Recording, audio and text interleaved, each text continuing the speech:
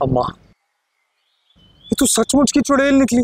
कोई चुड़ैल वुड़ैल नहीं है, ड्रामा कर रही है जैसे सब किराएदारों के साथ हम करते थे। मुझे नहीं लगता, मुझे तो लगता है कि हमें उससे नूरबाजी से दूर रहे, वरना जलाकर भस्म कर देंगी। कच्ची गोलियां नहीं खेली मुख्तार बेगम ने भी, ईंट का जवाब पत्थर से देना जानती हूँ मैं। हाँ, मेरी नूरबाजी ने काले इल्म में डबल मास्टर कर रखा है। रात को मौक्किल भी आते हैं उनके पास। काले इल्म में डबल मास्टर?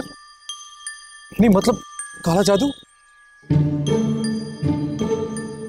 अच्छा सुने ना, अगर वाकई उन्हें इतना काला इल्म आता है तो महबूब को कदमों में कैसे लेकर आना है वो कुछ कर सकते?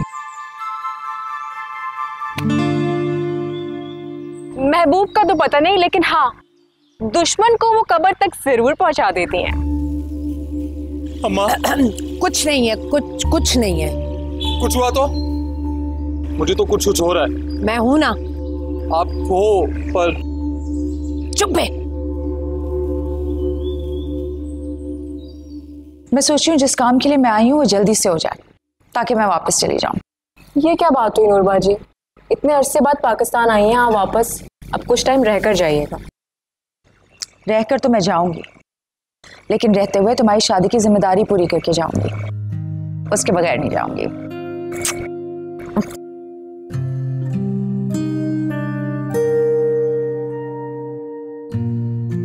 नहीं ना प्लीज बताओ।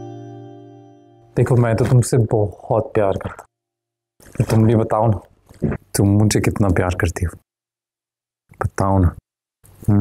तू फोन रख तो सही, फिर बताती हूँ कितना प्यार करती हूँ तुझसे। जान, तुम्हारी तो एकदम कोयल जैसी मीठी मीठी आवाज है, फिर अचानक तुम्हारी आवाज ये बुढ़ी खूबसूरत औरत जैसी क्यों हो गई? हाँ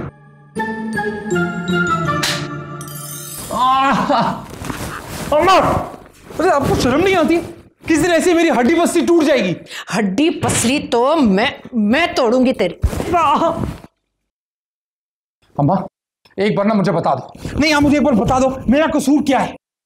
अरे तू यहाँ इश्क के चक्कर चला रहा है और वहां नूर के मोकल हमला कर रहे हैं मुझ पर। डर लगा ना आपको? भी डर लगा ना? बोल रहा हूँ अम्मा, और पहले भी कहा मैंने, जान छोड़ाओ अपनी और माफी मांग लो। अच्छा, माफी मांगती है मेरी जूती? अरे अनाज के दुश्मन, कुछ कर, उन जादूगरनी बहनों को निकाल यहां से, उनका बंदोबस्त कर। अच्छा ठीक है, आप 10-15 दिन का मुझे टाइम दो, मैं सोचता हूँ। क्या? 10-15 मिनट का टाइम दो, मैं सोचता हूँ। कर जल्दी से कुछ उनका। मेरा कंधा निकल जाएगा।